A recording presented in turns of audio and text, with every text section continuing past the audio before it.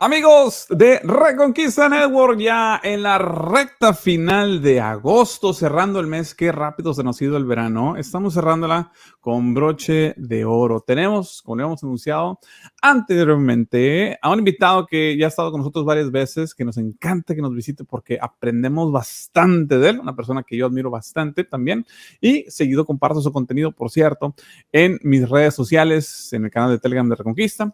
Como lo pueden ver, ahí está hablando, está con nosotros en pantalla Ariel Umpierres, hablando de geopolítica, y en esta ocasión va a hablar de economía, en específico la inflación. Primero que nada, ¿cómo estás, Ariel? Bienvenido una vez más. Un placer, Luis, como siempre, saludarte desde el lejano sur argentino, y un placer estar contigo y con tu audiencia y tus amigos y tus seguidores. Siempre la admiración es recíproca, amigo. Qué amable, qué amable. Por cierto, todas las personas los invitamos, si quieren dejar algún comentario o hacer preguntas en el chat, siéntense más que en confianza y bienvenidos. Ariel, antes de comenzar, porque hay un tema muy interesante, para la gente que nos está viendo ahorita o está llegando aquí al canal y todo, vamos a hablar de un tema que lamentablemente no es tratado muy seguido, y cuando es tratado, por desgracia, ni siquiera se le da la debida seriedad o el debido contexto. Solamente cuando hablamos de la inflación, pues los términos son confusos y la gente sale más enredada que cuando comienza. El objetivo, Ariel, nos va a ayudar pues a entenderlo un poquito a nivel más básico, en especial el impacto que tiene en el bolsillo, o sea, las personas en la rutina de cada familia, ¿verdad? Que es lo que, a final de cuentas, esto es lo que marca la pauta.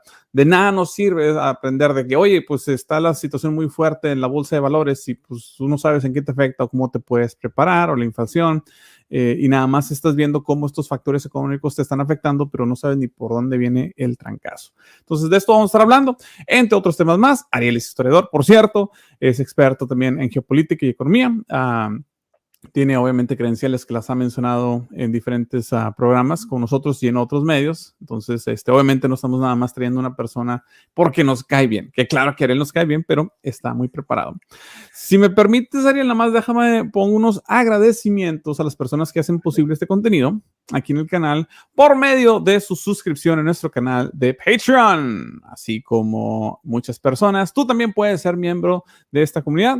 Obviamente, el contenido que estamos en Reconquista es gratis para todos ustedes y lo hacemos con mucho gusto, más los costos de llevar a cabo este contenido no lo son, como todas las cosas. Entonces, en lo que nos puedas ayudar, y si no puedes suscribirte al menos con un rosario, te lo agradeceríamos bastante para que podamos seguir financiando este contenido que no solo es de calidad, sino es relevante. Eso nos distingue aquí en Reconquista Network.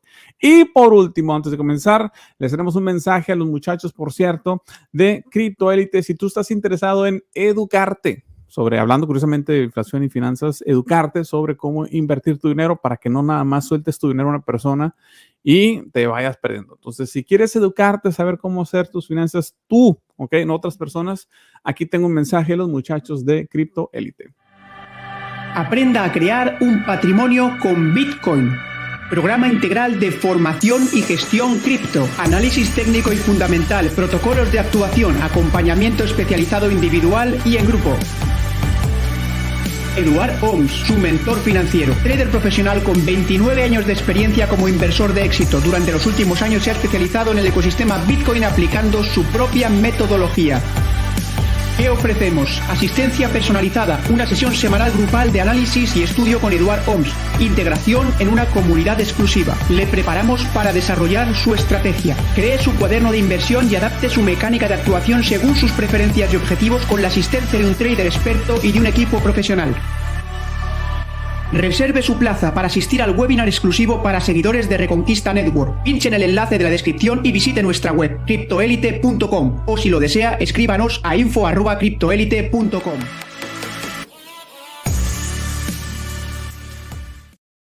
Bien, ahí tienen, por cierto, la información de CryptoElite en la descripción del video. Ahora sí, vamos a entrar al tema ya de lleno para no extendernos demasiado. Ariel, pues tenemos una situación económica muy interesante en el hemisferio occidental. Nos vamos a enfocar específicamente, lo platicamos Ariel y yo, con lo que son los Estados Unidos, por dos factores muy importantes. Primero, porque es la economía más importante del mundo. Segundo, porque es el socio comercial más importante de países como México. Y obviamente lo que hacen aquí en los Estados Unidos afecta a todo Hispanoamérica. Y en la segunda parte que nos vamos a enfocar también es en Hispanoamérica. Entonces, esta región en la que nos vamos a estar enfocando, no tanto el sureste asiático o Europa, o incluso el Medio Oriente, etcétera, etcétera. Entonces, primero que nada, Ariel, vámonos por partes. Explícanos qué es la inflación en términos laicos. Bueno, ¿qué es la inflación? Como es la bolilla o es el tema número uno que estudiamos los economistas. Inflación es el primer tema. Después se nos confunde todo.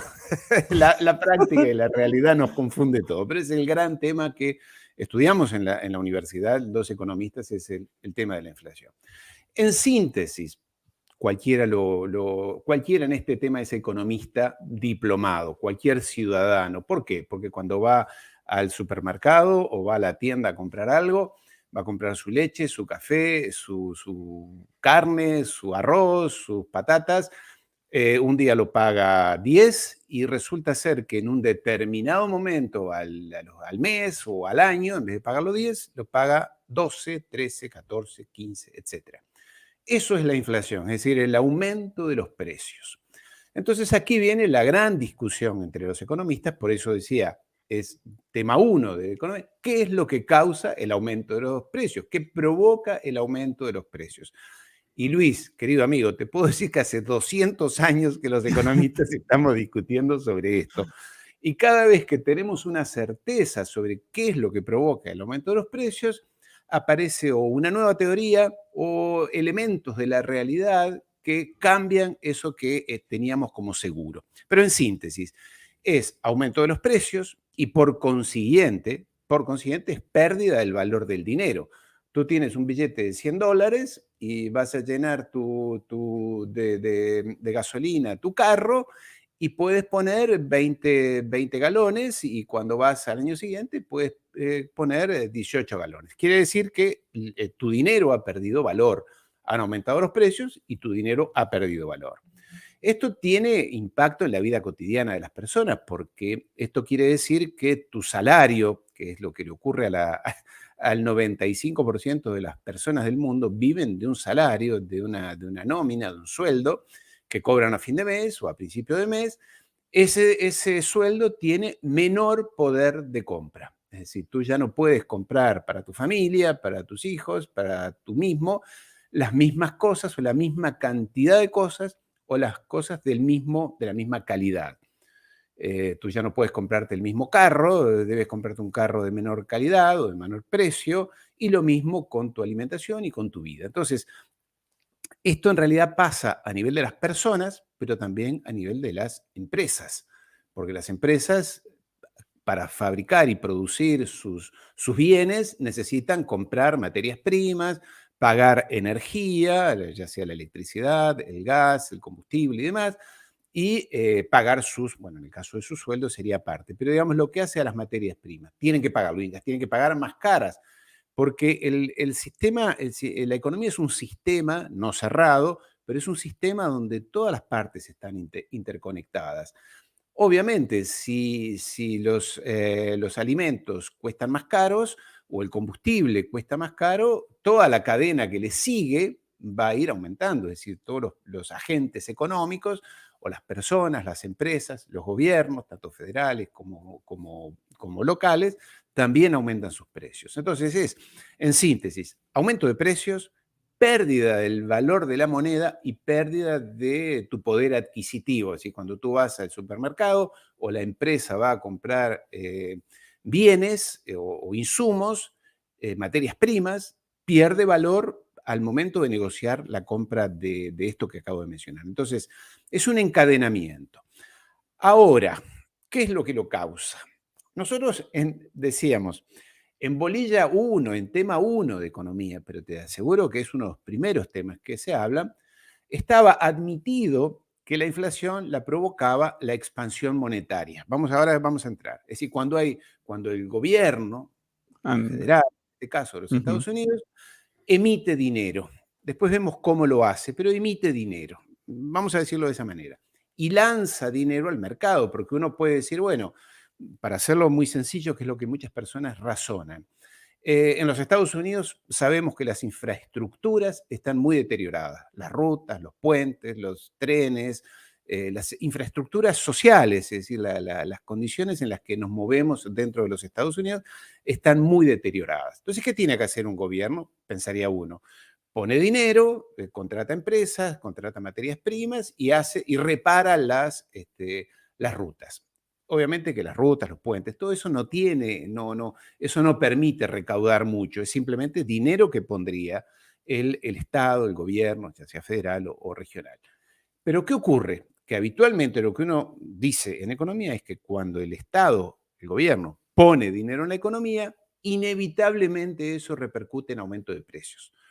¿Por qué? Porque si tú, vamos a irlo muy sencillo, si tú vas a la tienda de la esquina y tú tienes mucho dinero, el dueño de la tienda no tiene suficientes productos para venderte, entonces te los va a vender más caros. ¿Qué quiere decir? Y ya no hablo de temas muy complejos, hablo de temas muy sencillos o muy acotados para que se entienda. Si yo soy un fabricante de muebles, de sillas, por así decirlo, tengo una capacidad tanto en tiempo como en estructura para producir determinada cantidad de sillas por mes.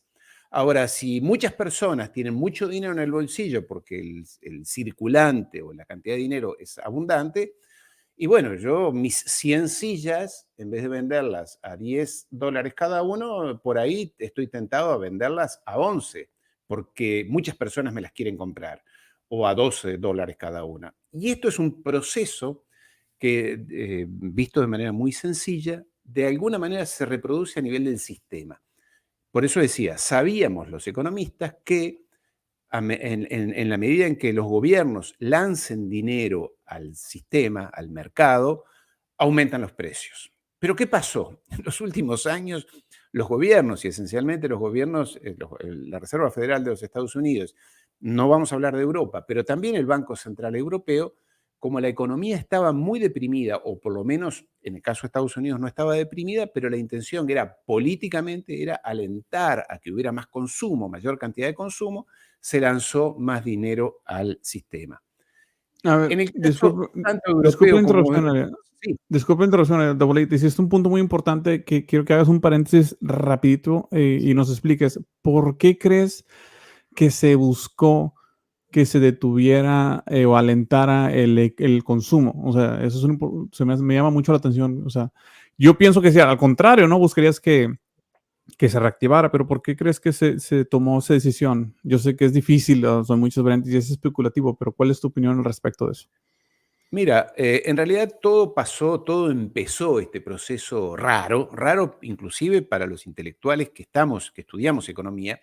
Todo esto empezó en la crisis del 2008, 2007, 2008. ¿Te acuerdas la quiebra del banco Inmobiliaria. Lehman Brothers y demás, el Sí. inmobiliario, los activos tóxicos? Para que las personas recuerden, es al inicio del primer gobierno de Barack Obama, es decir, al inicio, de 2008. El mundo capitalista estaba frente a un cataclismo. Es más, se llegó a temer de que todo el sistema colapsara porque los bancos que habían prestado mucho dinero previamente, los activos tóxicos, ¿te acuerdas aquellos de los subprimes, donde los bancos, Sí, tú ibas al banco apartamentos. y decías, ¿sabes qué? Quiero comprar una casa, pues aquí tienes el dinero, firma aquí, te llevas tu dinero. Sí, Y sí. después las personas, en una crisis que vivimos todos de cerca allí en los Estados Unidos en ese momento, las personas después no podían pagar su hipoteca y vino ese colapso general que se resumió en aquel martes negro del 2008, que hay películas y films sobre esto. Entonces allí empezó un periodo de depresión, sobre todo en los Estados Unidos, que repercutió en el resto del sistema, también en Europa, y cayó el consumo. Recordemos que el sistema capitalista se basa principalmente en el consumo, lo que tú y yo compramos, consumimos en nuestra vida cotidiana. Eso es lo que mueve realmente al sistema. Y desde el 2008 al 2012, en el 2012 hubo una nueva caída financiera, no tan grave como la del 2008, pero otro tropezón. Los bancos estaban muy débiles, no daban crédito. Tú, si vas a comprar tu carro, vas a tomar un crédito, vas a sacar una hipoteca para una casa, Si vas a comprar algo, lo pagarás con tu tarjeta de crédito. Y eso genera, es decir, vivimos a créditos, vivimos en una economía financiarizada, vivimos de la financiación. No es que sacamos nuestros dólares, los contamos y pagamos. Vivimos haciendo un proceso de lo mismo las empresas. Entonces, en ese momento, el sistema estaba muy decaído y los gobiernos, por presiones políticas, los políticos de cualquier partido político, republicanos, demócratas, le pedían a la Reserva Federal en los Estados Unidos y en Europa, al Banco Central Europeo, lanza dinero, que las personas tengan dinero en su bolsillo, puedan comprarse, refinanciar su hipoteca, comprarse un carro, comprarse un televisor, comprar, en fin, todo lo que hace en nuestra vida cotidiana. Y eso hizo lanzar mucho dinero. Ahora, aquí pasó algo muy, diría, ingrato, porque gran parte del dinero y estoy concentrado en los Estados Unidos, que es el proceso que mejor conozco. Dentro de los Estados Unidos lo que pasó es que la inmensa cantidad de dinero, pero trillones de dinero que la Reserva Federal puso en el sistema, fueron principalmente a las grandes empresas, sobre todo las empresas tecnológicas, las grandes empresas, captaban dinero, y aquí no entro en temas técnicos porque aburriría, pero créanme que es así, captaban dinero para recomprar sus propias acciones, para hacer apuestas financieras. Yo voy a derribar un mito. A ver. Como tú eres un amigo y tu audiencia es inteligente, lo sabrá. Empresas como Apple, por ejemplo, se dedicaron a la especulación financiera. El querido y adorado iPhone, del cual yo ahora estoy transmitiendo y seguramente tú también, y que todos amamos, se quedó tecnológicamente atrás. Yo sé que hay un mito de que Apple es la innovación tecnológica, y sin duda que lo es, pero no fue su mayor apuesta de los últimos 10 años. Su mayor apuesta como empresa estuvo en el negocio financiero, en la especulación financiera. Y no lo estoy calificando como algo malo. Nosotros como personas creyentes sabemos que la Biblia de alguna manera todo lo que es la especulación y el manejo de los intereses lo condena, pero no estoy haciendo una valoración no estoy haciendo una calificación de valor. Estoy diciendo las empresas se dedicaron a la especulación financiera. Dentro de las empresas, otra pausita para mí. Entonces, nomás para clarificar. En lugar de una empresa estarse enfocando en mejorar su producto y vender más, se estaban enfocando en generar dinero a base de especulación o de apuestas. Como digamos, vamos a hacer una versión banal, súper simplificada, pero en lugar de enfocarte tú de mejorar los iPhones, te fuiste a apostar a Las Vegas a ver si sacabas más dinero. O sea, ¿te entiendo correcto? Por supuesto. Yo he trabajado toda mi vida en las grandes empresas y siendo director de grandes empresas, y lo sigo siendo actualmente. La persona más importante dentro de una empresa es el director financiero. No es el director de ciencia y tecnología, desarrollo tecnológico, de marketing. Lo son, por supuesto que sí. No estoy diciendo que el iPhone sea... Podría haber sido el salto mayor. Podría haber sido mucho mayor el salto tecnológico. La persona más importante de una empresa, a quien el CEO de una empresa consulta cuando llega a las 7 de la mañana a su empresa, al primero que llama es al director financiero. ¿Qué es el CFO? Bueno. ¿Cómo? ¿Es el que se conoce como CFO? ¿CFO? Ah, ok. Exactamente. Director, el de operaciones financieras. ¿Qué hemos ganado? ¿Cuánto hemos ganado? ¿Y dónde hemos ganado? Recordemos que el mundo está globalizado, entonces empresas grandes como puede ser el caso de Apple, no es que hace negocios financieros solamente dentro de los Estados Unidos, lo hace a nivel mundial. Entonces, esto para ejemplificar en qué mundo vivimos.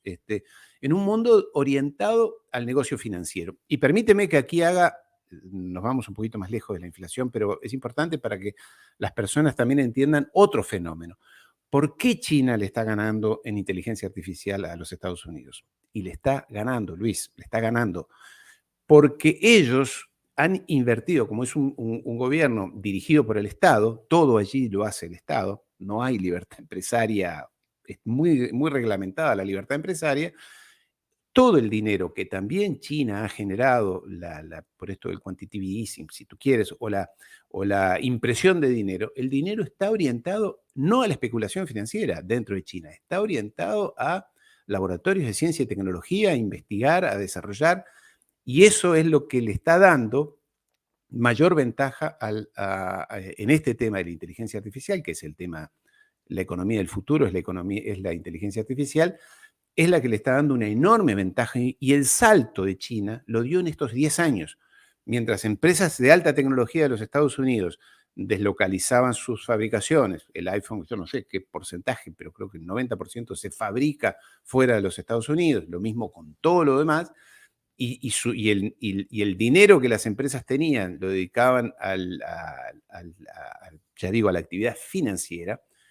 Eso le dio un tiempo de ventaja, una ventana de ventaja a China que ha sido muy importante y muy difícil hoy en día de lograr nuevamente. Seguramente Estados Unidos, no estoy diciendo que está atrasado ni mucho menos, pero ahí hay una ventaja comparativa. Entonces, ese dinero, que digo, se lanzó al mercado, en realidad, y aquí estaba por qué los economistas no entendíamos por qué habiendo tanto dinero, como decía yo al principio, si tú tienes mucho dinero, vas a comprar, quien te vende las sillas te las va a vender más cara porque son tú y yo y muchos más vamos a comprar sillas. Fenómeno natural. Pero no se producía. Estuvimos 2 o 3 años tratando de entender por qué habiendo tanto dinero en circulación no se producía la inflación, no aumentaban los precios. Y era porque el dinero, sobre todo en los Estados Unidos y Europa, salía del circuito económico e iba estrictamente al sector financiero. Entonces, esto explica por qué ahora que sí está pasando dos cosas. La inflación en los Estados Unidos, yo aquí, si quieres después compartimos alguna pantalla, no empezó con la guerra de Ucrania. Esto yo creo que los políticos de cualquier vertiente económica, de política o orientación política, hoy le echan las culpas a Putin y la guerra de Ucrania. Esto, en términos, los gráficos muestran otra cosa.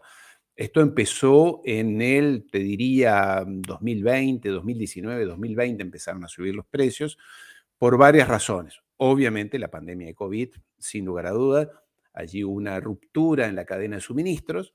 Una vez más, si el señor que fabrica sillas no recibe los insumos que, ya sea la madera, los clavos, los tornillos y las herramientas que necesita porque se han cortado, recuerdas allí la cantidad de contenedores amontonados en el puerto de Los Ángeles, barcos y contenedores, porque no había quien los distribuyera, no había personas que trabajaran, el renunciamiento de los empleados, en fin, todo esto ha producido que había cada vez menos productos disponibles. ¿Y esto qué repercute? En aumento de precios. Es decir, si yo vendo sillas, habitualmente vendo 100, pero ahora puedo producir 90, y tengo que tratar de compensar porque las personas me las quieren comprar, aumento los precios.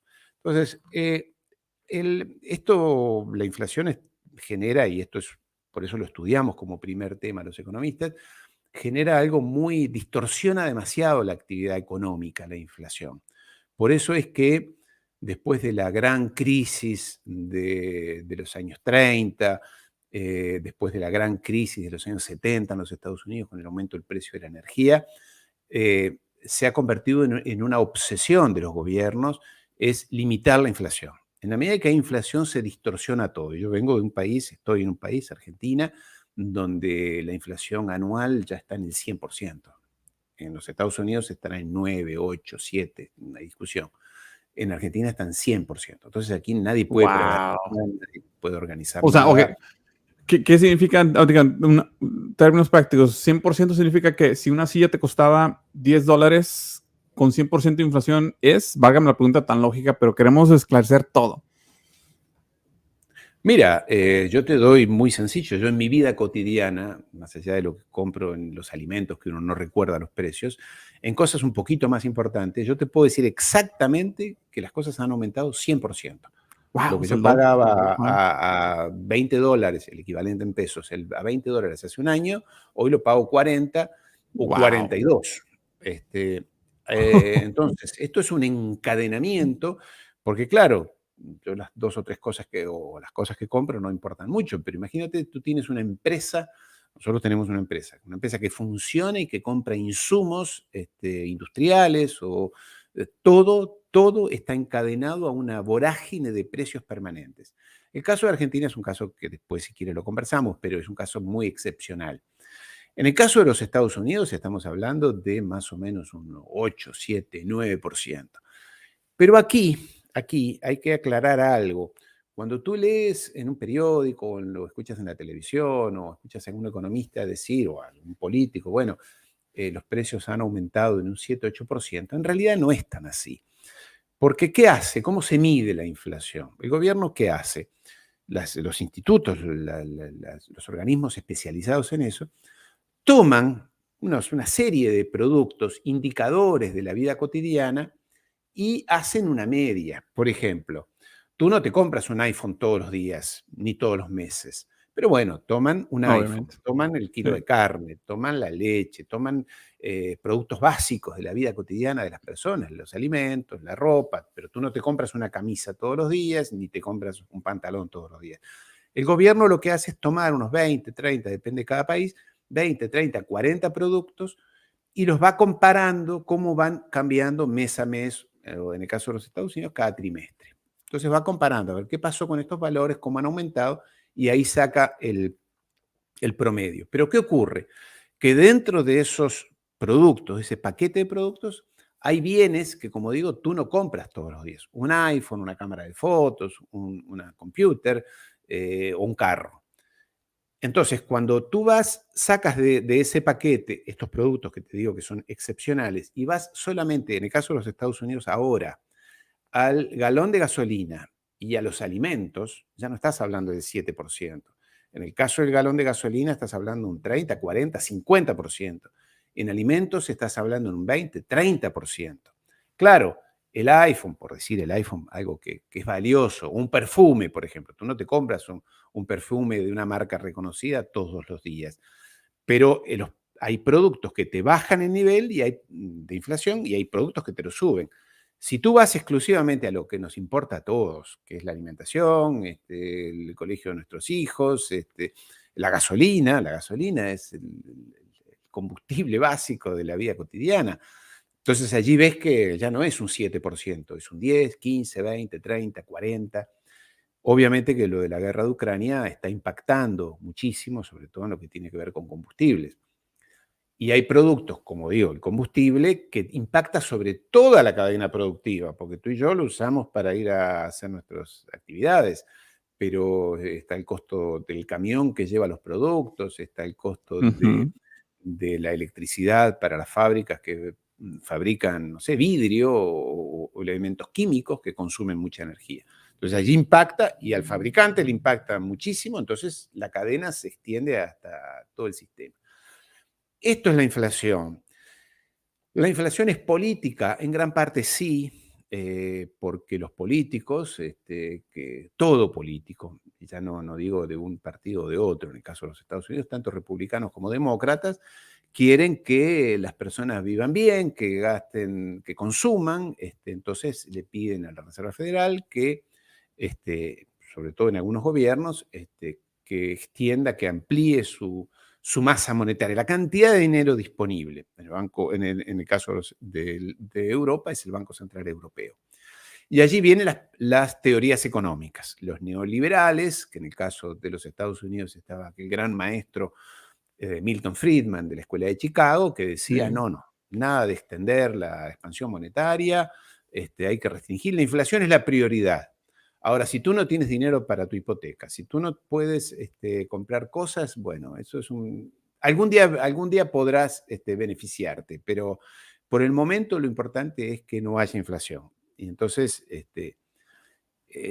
por eso en el caso de la Reserva Federal de los Estados Unidos, en estos años ha estado tironeada por una política expansionista, más dinero al sistema, y por otros que le decían, cuidado con la cantidad de dinero. Esto también da por resultado, y aquí vamos, no quiero aburrir ni ser muy extenso, con el rol de los gobiernos. Hoy los gobiernos, en el caso de los Estados Unidos, es terrible, el endeudamiento. Es decir, pasamos a un proceso de endeudamiento masivo. En el caso de los Estados Unidos es muy grave. Endeudamientos privados, las personas a través de sus tarjetas de crédito, sus hipotecas, están muy endeudadas. También pasa con las empresas, medianas y pequeñas, que son la mayoría, y con los gobiernos. El gobierno de los Estados Unidos tiene un nivel de deuda que es, yo te diría, yo no soy nadie, imagínate, soy un simple economista, graduado en la Sorbona, o sea que ni siquiera estoy graduado en los Estados Unidos, bueno, allí en Georgetown sí, pero bueno, no, técnicamente los Estados Unidos está quebrado, tiene 130% de su PBI comprometido en deuda, es como si todo lo que tú ganas en tus sueldos, tus salarios, no solamente tienes comprometido todo tu salario mensual, sino 30% más. Estás quebrado, amigo. Pero bueno, los gobiernos no funcionan de la misma manera que las familias. Tienen capacidad de financiación y de refinanciación. ¿Y quién es el gran acreedor para ponerle una cuota de alegría a todo esto? ¿Quién es el gran acreedor? Aquel que tiene más bonos del gobierno de los Estados Unidos y obligaciones y demás. El gobierno chino. Mírate tú, al que casi le hacemos una guerra allí en Taiwán hace 15 días atrás, cuando Nancy Pelosi fue a Taiwán. Gobierno chino que igualmente ha retirado posiciones, pero si estará todo entrelazado, Luis, si estará todo entrelazado que China es el gran acreedor, es decir, aquel a quien el gobierno de los Estados Unidos le debe. El deudor es los Estados Unidos y el acreedor, el banco, es China. Pero en síntesis, la inflación no es buena, sobre todo por esto que acabo de decir, por esta confusión general, pero sobre todo porque los que más pierden somos tú y yo, los que vivimos un salario, de un ingreso fijo, que no podemos reajustar, porque esto que yo te decía de Argentina, 100% de inflación, no quiere decir que la persona que trabaja en un comercio, en una empresa, un obrero, un empleado, le han aumentado su salario en 100%. No, se lo habrán aumentado en un 40%, en un 50%, en un 60%, pero no es que automáticamente. No hay, digamos, es una carrera, ¿sabes? Es una carrera. Uno va adelante y el otro va atrás tratando de llegar. Y esto obviamente que no es al empleado, al pequeño empresario, al pequeño comerciante, aquel que tiene un pequeño negocio, no en las grandes marcas, bueno, en el caso de los Estados Unidos se ha afectado también a las grandes marcas. Este es el escenario, Luis. Es muy interesante. Me llama la atención, curiosamente, porque vemos lo de la deuda y en los Estados Unidos y todo. A veces me gusta, y corrígeme si estoy equivocado, describir con lo de China, que le dices, le debes, es como tener agarrado a un tigre de la cola. Pues sí, lo tienes agarrado, pero pues fíjate lo que te va a pasar. O es como, digamos, que un capo de la mafia te deba dinero, pues cóbrale. O sea, a ver cómo le vas a hacer. No, pues, sí, técnicamente estás en lo correcto, decir te debe dinero, pero pues una cosa es del dicho al hecho, o como decimos en México, del plato a la boca se cae la sopa. Entonces, eso es interesante. Y otro factor que me llama la atención, porque obviamente no sigo tanto a la política monetaria de China comparado con los Estados Unidos, evidentemente porque pues, vivo acá. Yo digo, bueno, una vez más, los chinos son una economía cerrada, no es transparente, es difícil de entender, y eso, los números pueden ser manipulables. Ok, te la doy. Pero aquí veo una acción muy clara, es los chinos compran cada vez que tienen oportunidad deuda o invierten en bonos de los Estados Unidos. O sea, invierten, aunque estén comprando deuda, porque estás sacando tu dinero de China y lo estás comprando o poniendo en los Estados Unidos. Para mí eso suena casi a veces más como fuga de capital. O sea, es ¿por qué no lo inviertes no quieres yuans? O sea, y la mayor parte del mundo hasta la fecha, pues el yuan tiene menos del 5% de penetración mundial. O sea, dicho de otra manera, nadie quiere que le pagues en yuan. Primero quieren dólares, segundo en euros. Y yo me pregunto, ¿por qué los chinos, si saben que está quebrado, siguen invirtiendo o comprando deuda americana? Además de que están peleados, o sea, no hace sentido. Evidentemente, económicamente no los puedes doblegar en ese aspecto, militarmente, pues mucho menos. Entonces, ¿qué es la estrategia? ¿Están ellos escudándose a lo mejor de decir, ¿sabes qué? Prefiero tenerlo aquí en los Estados Unidos porque es prácticamente el único mercado de consumo que queda ahorita. Todos los demás países ya no han tenido hijos y no hay consumo, al menos en el mundo occidental. África no tiene el consumo suficiente, aunque tiene muchas familias, pues no hay. O sea, ¿qué es? No sé cómo lo ves tú. Mira, tiene una explicación bastante sencilla. Ocurre que China tiene un enorme, monstruoso superávit comercial. Es decir, vende tantos productos. Sí. Todo lo que, fíjate, mira a tu alrededor, todo lo que tienes allí sobre la mesa o lo que tienes puesto, seguramente tu camisa aquí atrás deba decir Made in China o Vietnam o algo, pero han sido capitales chinos que se han instalado en Birmania, en Vietnam, en Indonesia, en Tailandia. Son chinos, o en gran parte son chinos. Entonces, ¿eso qué les ha dado? Que tienen mucho ingreso de divisas en su propio país. Y aquí vuelvo a lo anterior, y que a veces los economistas quizás con poca perspectiva no ven, y es que por más que tú tengas dinero, en el caso del gobierno chino, puedes decir, bueno, lo invierto en mi país, pero es tanto dinero, que si lanzaran ese dinero a la que hacen enorme cantidad, ahora lo veremos, que si lanzaran todo el dinero que tienen, que recaudan por sus ventas, por sus exportaciones, al mercado interno, no habría producto suficiente y ahí aumentaría la inflación. A ver si me explico. Si hay mucho dinero, era lo que decía al principio, si hay mucho dinero circulante, no alcanza, porque hay un tema de proceso de producción, de extracción. Tú no haces una silla, yo traigo dinero, tú fabricas sillas, fabricas 10 sillas por mes, y yo te traigo mucho dinero, tú no puedes producir 100 sillas en un día. Necesitas comprar madera, necesitas comprar clavos, entrenar tu personal, comprar una máquina más. Todo eso lleva tiempo, que a veces los economistas lo olvidan, lleva tiempo. Y si yo lanzo mucho dinero, lo que va a producir es que el que produce sillas, como no antes de armar su estructura, me va a vender las sillas más caras. Porque hay mucho dinero, muchas personas me las quieren comprar, qué feliz soy, las voy a vender más caras. Entonces el gobierno chino tiene que prevenir eso y evitar eso. Entonces, su superávit financiero, ¿dónde lo pongo? ¿Dónde lo pongo? Y como estamos hablando que el mundo está globalizado, los Estados Unidos, y aquí habría que hablar antes de Ucrania, antes del COVID, antes de Trump, y no estoy hablando de términos ideológicos o políticos, antes de Trump, antes de que Trump le declarara la guerra, entre comillas, comercial a China, ¿te acuerdas cuando le impuso sanciones y aranceles carísimos y demás? Antes de Trump. Hasta ese momento, Estados Unidos era el mejor amigo, éramos novios, nos dábamos besos todos los días entre China y Estados Unidos, ¿recuerdas? Éramos amantes. Hillary Clinton, cuando todos pensaban que iba a ser la presidenta aquí en los Estados Unidos, ella me dijo, es la relación bilateral más importante de los Estados Unidos, meses antes de la elección, más que incluso México, y obviamente ahorita es México para los Estados Unidos. O sea, era una luna de miel increíble en ese aspecto. Exacto, totalmente. Y es más, pregúntale a Walmart.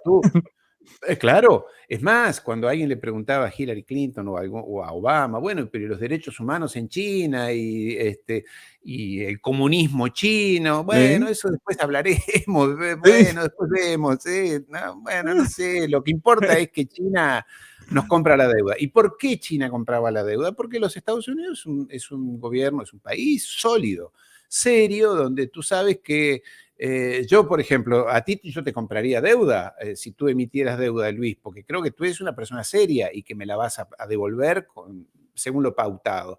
Pero yo no sé si al Chapo Guzmán yo le compraría deuda, porque no es confiable. Es una persona a la cual yo no le tendría confianza, ¿se entiende? En el caso de los gobiernos, lo mismo. Los Estados Unidos es un país serio. Entonces yo, como sé que el gobierno federal paga sus deudas, honra sus compromisos, me va a pagar lo que me dice que me va a pagar, yo le compro a él. Los chinos además ponían en otras partes, obviamente en Europa, en Suiza, pero los rendimientos eran menores. En los Estados Unidos eran muy sólidos y además había una estrategia geopolítica por parte del gobierno chino. Pero lo cierto es que China tiene mucho dinero, los yuan famosos abundan. Entonces, de alguna manera, tenía que ubicarlos en algún lugar. El mundo empezaba a cambiar, querido amigo Luis. El mundo empezaba a cambiar desde la guerra, desde antes, desde el COVID, desde Trump.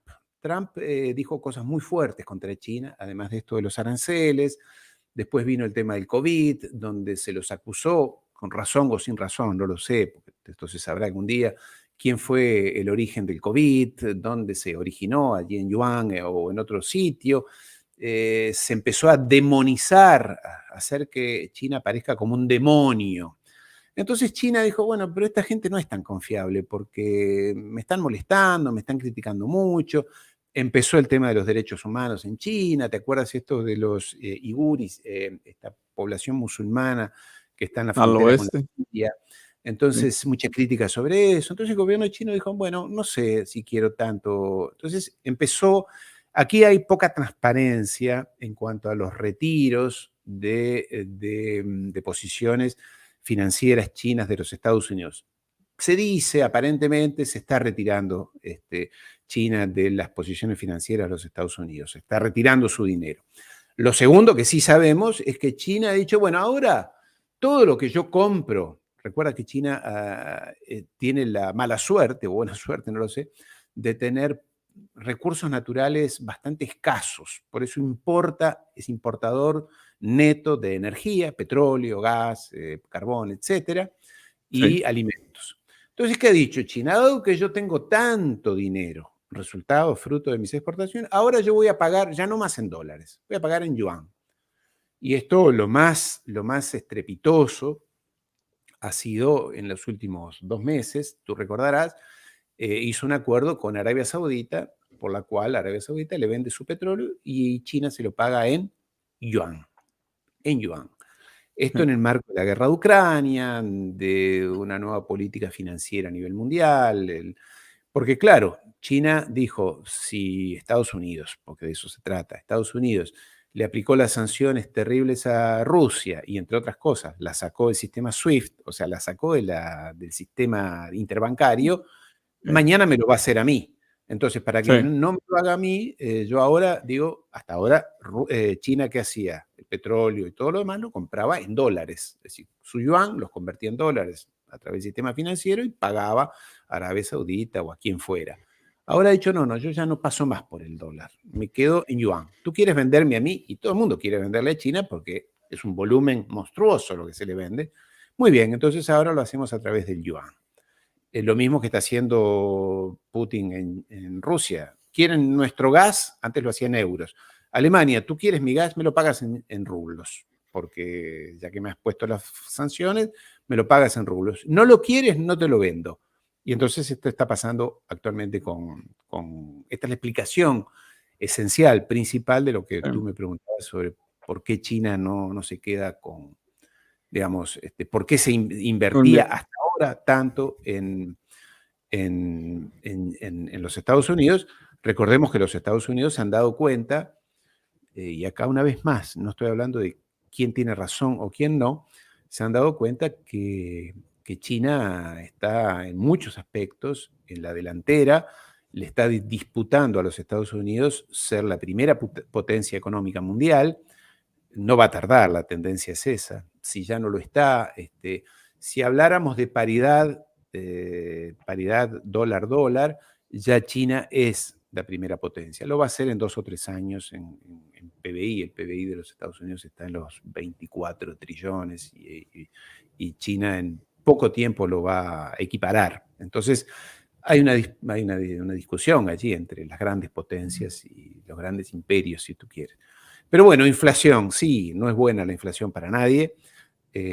Cada persona, quienes nos escuchan, y tú y yo lo vivimos cotidianamente, no es bueno que nuestros ingresos, nuestro salario, nuestro sueldo, no nos rinda lo suficiente de un año para otro, o no nos rinda, no podamos comprar lo que deseamos, lo que queremos, porque ha aumentado de precio. Y ha aumentado de precio porque o hay mucho dinero o hay pocos productos. Y aquí en este caso se ha dado la combinación letal. Porque el COVID rompió las cadenas de suministros. Las empresas... Entonces ahí hay pocos productos de buena entrada y luego agregarle que inyectaron dinero al mercado. O sea, sí, la tormenta perfecta. Esa es la tormenta perfecta. Ha sido exactamente así. ¿Qué hacen? Vamos, 2 preguntas. ¿Qué hacen las personas, los ricos, adinerados, las personas que tienen mucho capital de sobra, en exceso, que tienen resuelta la vida económica, para ser más específico? ¿Qué hacen esas personas? Porque imagino que se darán cuenta de las tendencias para protegerse o escudarse de los efectos de la inflación. Y la segunda pregunta es, ¿qué podemos hacer las personas que no somos agraciadas económicamente hablando, al menos no a ese nivel, igual para protegernos, porque digamos, pues sí, los multimillonarios tienen, ¿cómo se llama? Abogados fiscales, pero pues, por ejemplo, acá en los Estados Unidos un abogado fiscal te cobra $300, $500 la hora de consulta, o sea, estás hablando de personas que pagan, no sé, $15,000 por una sesión con un abogado, obviamente, pero porque están manejando cantidades exorbitantes de dinero. Nosotros no estamos en esa situación, al menos un servidor. ¿Qué hacen entonces primero con la primera parte? Los ricos para protegerse de la inflación, y qué podemos hacer nosotros, las personas que no somos ricos, para protegernos de la inflación o aminorarla al menos. Mira, los ricos, como todas las personas, padecen la inflación también, pero no es su preocupación. La preocupación de los ricos es ni siquiera guardar su dinero. Los ricos lo que buscan es aumentar su dinero. Siempre los ricos buscan aumentar su dinero. Okay. Porque está en su genética, está en su génesis. Siempre buscar alternativas para ganar más dinero. Ellos O sea, no lo dejan estancado. O sea, su objetivo no es quiero acumular $1 millón y ya con eso no trabajo y ya me lo voy gastando poco a poco hasta que me muera. O sea, no piensan así los ricos. Eso no existe. No. Quien tiene mucho dinero, si puede, le paga al asesor fiscal, eso que tú decías, $300 la hora, y si no, busca otro que puede ser igual de bueno, mucho más barato. Pero lo que es invertir, es buscar opciones que durante muchos años, te diría los últimos 10 años, habiendo tanto dinero como había, eran muy reducidas las opciones. Imagínate tú, los bonos de los Estados Unidos prácticamente no daban ningún rendimiento. Es decir, tú ponías allí, tenías que tener muchísimo dinero para ganar algo, pero era seguro. Era lo que hacía China, ponían cosas seguras. Después está la especulación en la bolsa, que no es mala la especulación, o sea, comprar acciones, comprar títulos, buscar opciones financieras. Por eso han crecido tanto en los Estados Unidos gerenciadoras de fondos como BlackRock. BlackRock, creo que tú lo has escuchado hablar. BlackRock es el gerenciador de fondos que se ocupa de administrar el dinero de ricos, de millonarios y de empresas, sobre todo, a través del mundo. Después está Vanguard, no estoy haciendo publicidad a nadie, Fidelity, en fin, hay muchísimos fondos. En el caso de BlackRock, mira, es interesante. ¿Qué hace ese fondo? Van los millonarios, van las grandes empresas y le entregan su dinero para que se lo administre. ¿Y qué hace BlackRock? Busca opciones y oportunidades de negocios en inversiones, ya sea dentro de los Estados Unidos, fuera de los Estados Unidos, en empresas, en otros fondos y demás. BlackRock hoy es el dueño del mundo, por lo menos del mundo occidental. Es el dueño de empresas. Yo hace poco hacía una conferencia sobre esto y hice un mapa de lo que es dueño. BlackRock es dueño de todo, es dueño de todas las empresas porque tiene acciones mayoritarias o tiene acciones importantes. Entonces, eso es lo que hacen los ricos. Los ricos no se preocupan por la inflación, obviamente, porque una inversión que tú haces, una inversión financiera y que la destinas a que en un año te dé un rendimiento, si después no puedes comprar o pierdes con la inflación, también es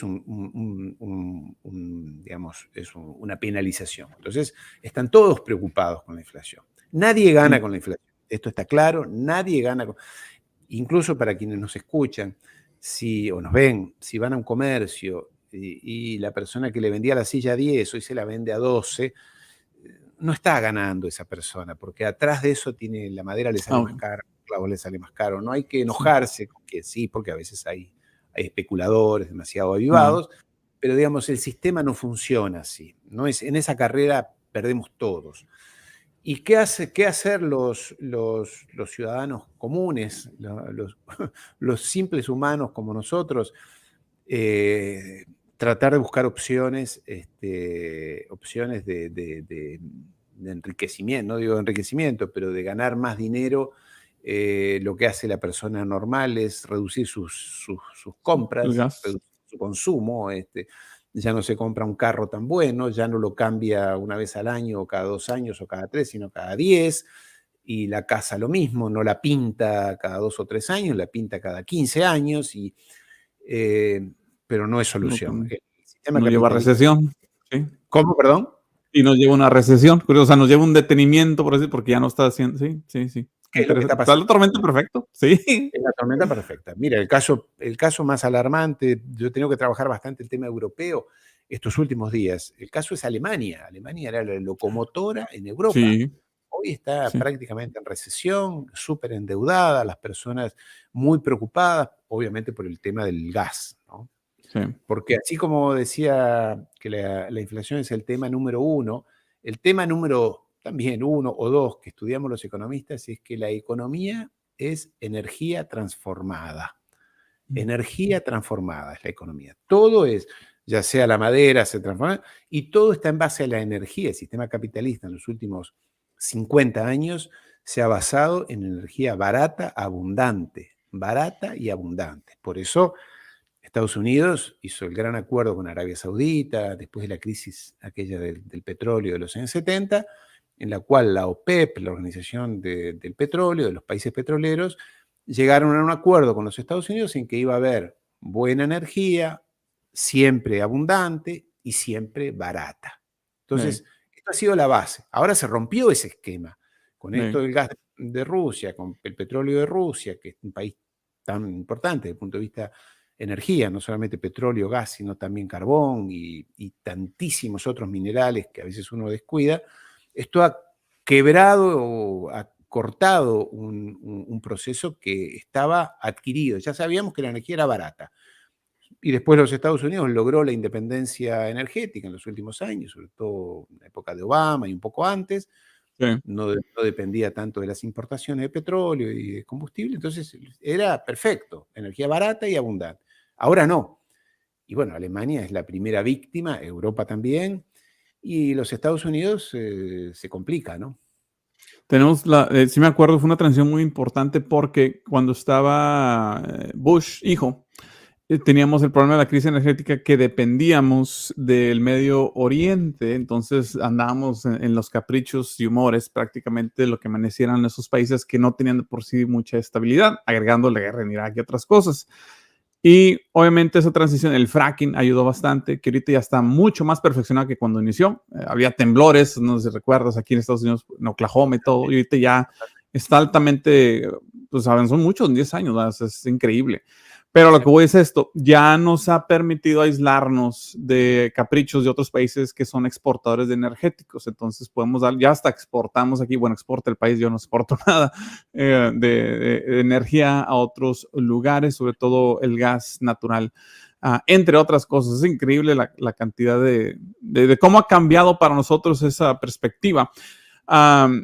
China, como tú mencionaste hace rato, importa, me llama la atención porque no solo es el único, está Japón y otros países, pues todos los países quieren energéticos, como tú dices, baratos y abundantes, y se están disputando pues el acceso a estos. Si no llegan a acuerdos, se teme, yo he escuchado a un analista que decía, podemos llegar otra vez a la vuelta a la piratería, al menos en esas partes del mundo, porque son vecindarios muy transitados. Tú y yo estamos en el continente americano, donde realmente estamos muy esparcidos, las fronteras están bien definidas, y no hay roces históricos, o sea, en general, al menos no tenemos rencores históricos, incluso con los Estados Unidos, de muchos hispanos, como lo tienen, por ejemplo, los coreanos y los chinos, o los japoneses y los chinos, que literal son rencores milenarios, o sea, entonces no se han dado a la yugular porque pues ahí están los Estados Unidos con unas bases en Corea y todo, manteniendo un poquillo más el orden, pero en cuanto te descuides, se van ellos a la yugular. Entonces, esto sí, ojalá no se dé,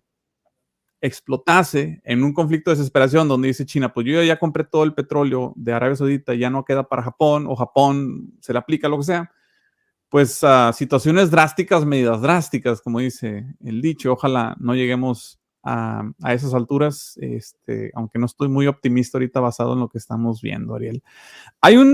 Para cerrar, hay un dicho, no me acuerdo cuál era técnicamente el nombre, pero el principio de este dicho enseñaba es que,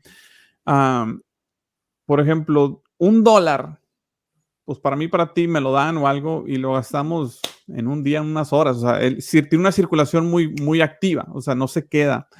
$100 igual a nosotros nos lo dan y eventualmente lo gastamos. Pero si tú le das $1, por ejemplo, a Bill Gates o a una persona multimillonaria, Donald Trump, lo que tú quieras, pues no sabe qué hacer con él, se lo va a quedar y van a pasar meses, incluso a lo mejor hasta un año o dos en lo que se le ocurre en qué lo invierte esa circulación del dinero. Entonces, ahorita tenemos un problema de que no está circulando el dinero, se está quedando especulado, se está quedando estancado y como tú dices, hay desabasto, todos estos factores que nos están pegando.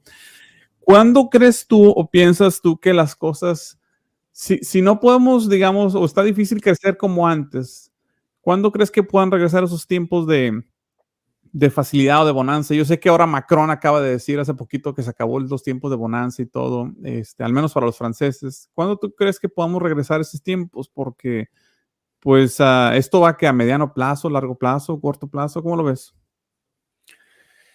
Mira, hay que separar la realidad de los Estados Unidos del resto del mundo. Los Estados Ok. Unidos, en realidad, recuerda tú, después de la Segunda Guerra Mundial, establecieron el sistema económico y financiero del planeta. Entonces, Sí, incluso cuando yo hablaba del valor de la moneda, el valor de tu dinero, no es el mismo el valor del dólar que del peso argentino, del peso mexicano o del euro inclusive, o del yuan chino o del yen japonés. Estados Unidos tiene un poder sobre el sistema global, ya no solamente no es una moneda nacional solamente sí, el dólar que sirve dentro de los Estados Unidos.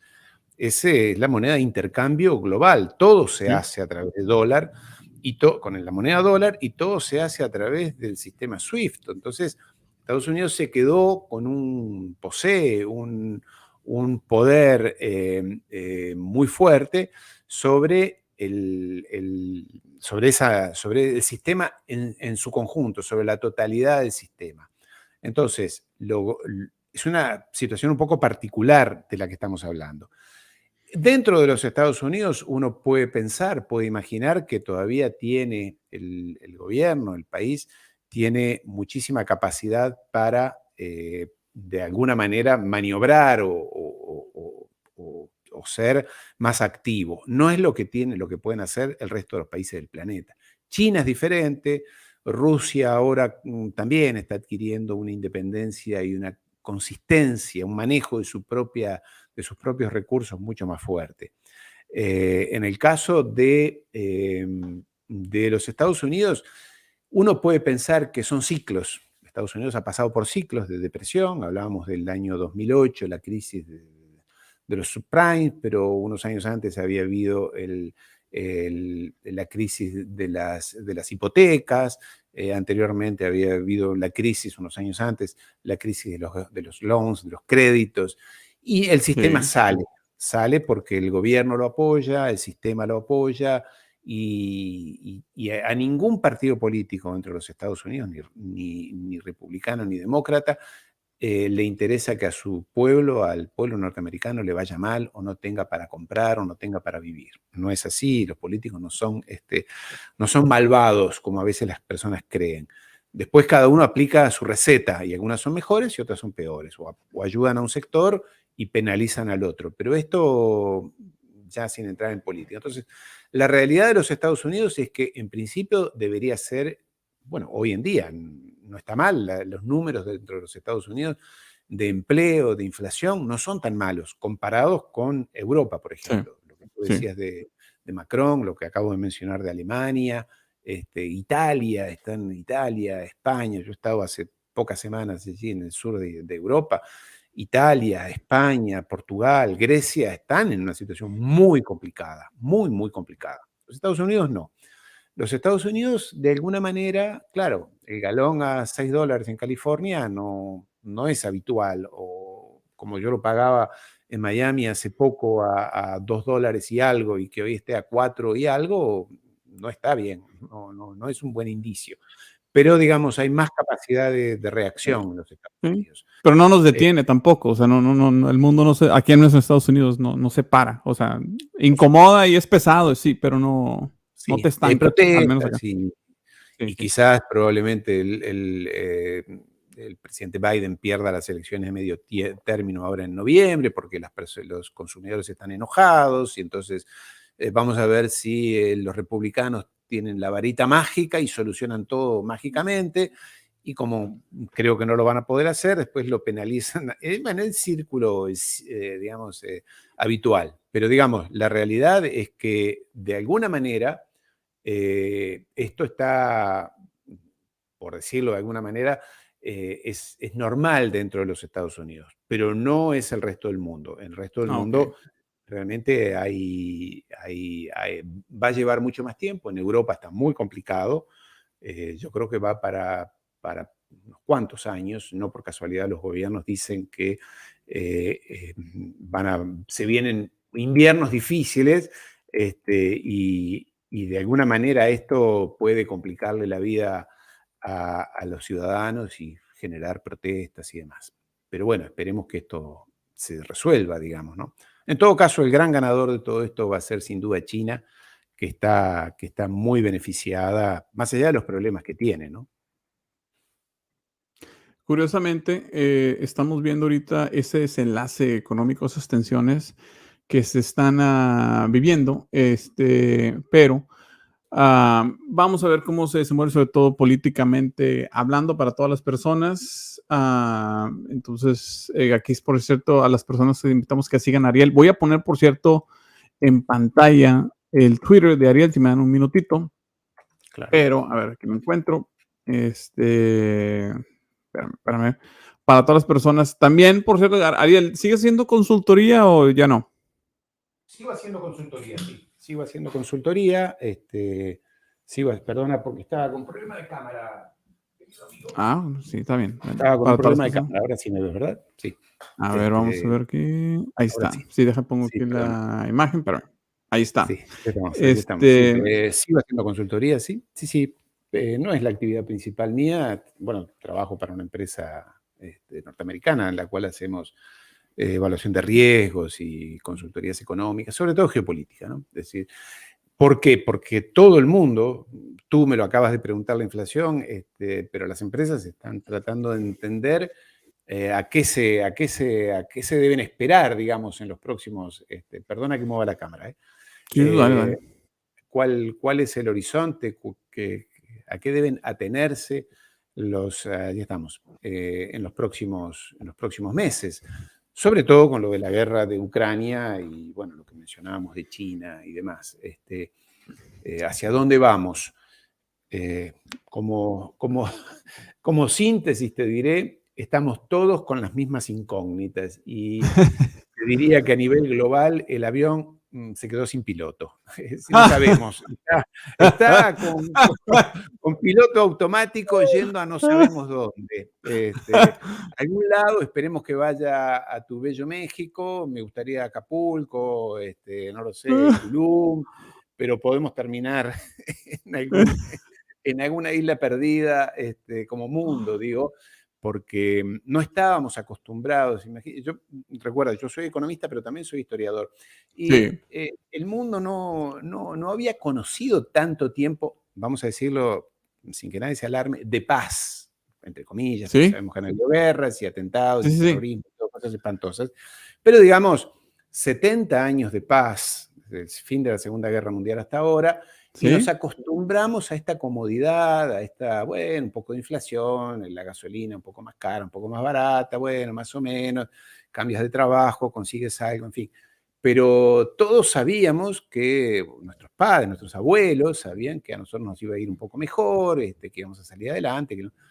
Hoy esto ha cambiado y hay alguien que se cita cotidianamente, se cita mucho en los medios de comunicación desde hace 2 o 3 días, que es este filósofo ruso, Alexander Dugin, a quien le han matado a su hija. Lamentable. Lamentable. Este señor es un filósofo que aquí en Occidente no se lee, pero que del otro lado del mundo se lee mucho, y esta gente está hablando de un nuevo orden mundial, un nuevo orden económico, un nuevo orden político. Todo eso está muy bien, pero ¿quién lo va a pilotear? ¿Cómo? ¿Quién va a hacerse cargo del avión? Nosotros somos los pasajeros que vamos atrás en este avión, y el piloto no se sabe si va a ser los Estados Unidos, si va a ser China, si va a ser Rusia, si va a ser Irán. Con esto que hablamos de la energía, más allá de todo lo que hemos dicho y se ha dicho sobre Irán, hoy es un jugador muy importante a nivel global. Venezuela es un país, hasta hace un año a Maduro, era el demonio, Y hace unos meses la administración norteamericana tuvo que mandar una misión a hablar con Maduro, a ver si pone más petróleo en circulación. Entonces, mira, cosas inauditas. Hasta hace un año, Maduro y el régimen iraniano eran los demonios. Y hoy son personas que, bueno, habrá que juntarse con ellas. Y por otro lado, Arabia Saudita, este señor, quien está a cargo de Arabia Saudita, este joven, MBS, que es quien dirige Arabia Saudita, cuando la crisis petrolera que empezó con la guerra de Ucrania, Biden lo llamó por teléfono para que lo atendiera y no le atendió el teléfono a Biden, a Arabia Saudita. Y tuvo que ir Biden casi que a pedirle disculpas por lo que había dicho un año antes, él mismo, para ver si pone petróleo en circulación, mayor petróleo en circulación. Estamos en un mundo raro donde nosotros somos de alguna manera las víctimas, o diría yo, los que pagamos las consecuencias, que somos los ciudadanos normales, que vamos a comprar nuestras cosas al supermercado, mandamos a nuestros hijos al colegio y nos gustaría cambiar el carro cada 2 o 3 años, en fin, que hacemos las cosas normales. ¿Quién es el piloto o cómo va a ser el piloto? Yo creo que va a haber 3 pilotos, 3 o 4 pilotos, en todo caso 2 seguro. Esto es difícil para quien está acostumbrado a ser el único piloto del mundo, en este caso los Estados Unidos, aceptar que va a tener que sentarse con China y abrir el juego con China, y aquí empiezan los problemas geopolíticos. Y allí hubo en los Estados Unidos un sociólogo muy, muy interesante que se llama Graham Allison, que escribió un libro allí por el 2010, hace 10 años atrás, donde dice que cuando un imperio, una potencia dominante empieza a bajar de poder y otra que sube, inevitablemente van a la guerra.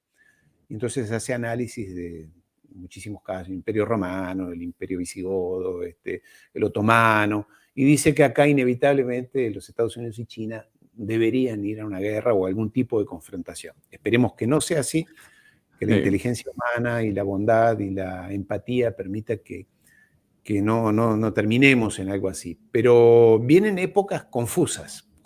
En todo caso, todo lo que hemos estudiado en la universidad, hay cosas que no funcionan. Que confiemos en personas de fe como tú y yo y muchas otras personas más, en que la convivencia civilizada nos permita arreglar las cosas. Esto es lo que, por eso siempre el placer de hablar contigo y con tu audiencia, querido Luis. Siempre es un placer. El placer de nosotros, Ariel. Gracias por acompañarnos. Se nos acaba el tiempo, pero ya sabes, aquí tienes extendida la invitación. Un placer, como siempre, tenerte a ti, agradecido que nos expliques a todas las personas. Me encantó todo lo que dijiste, en especial cuando mencionas que la diferencia entre cómo los ricos tratan de navegar la inflación y nosotros, los que no somos ricos, tratamos de salir adelante en este tipo de atorones económicos que nos encontramos. Entonces, eso nos ayuda porque me llama la atención porque es una mentalidad, al final de cuentas. Claro que tienes que tener recursos y todo, pero es una manera de ver, ver la vida con unos lentes diferentes. O sea, una persona tiene recursos y dinero, perciben el mundo diferente y a veces explica un poquito por cuál ellos han tenido recursos, precisamente por la manera de pensar. Pero bueno, aquí está la cuenta de Twitter para toda la gente. Síguenlo. Y a nombre de Ariel, nos despedimos. Yo voy en vivo con Patricio Alonso ahorita en unos 40 minutos para que no se despeguen en el canal de Patricio. Y un gran saludo a Patricio. Un gran saludo, una persona a la que estimamos y admiramos aquí en Argentina, muy respetado, y siempre es un lujo que lo tengas allí. Siempre lo veo, te veo, o en directo, o luego veo las intervenciones, que además son amenas. Gracias. Inteligentes y agradables. Así que un lujo que tengas a Patricio Alonso allí contigo. Claro que sí. Bueno, a nombre de Ariel, gracias por cierto, nos despedimos, que tengan un excelente día y como siempre nos despedimos diciendo que viva Cristo Rey. Gracias, Ariel. Un saludo, amigo, un abrazo.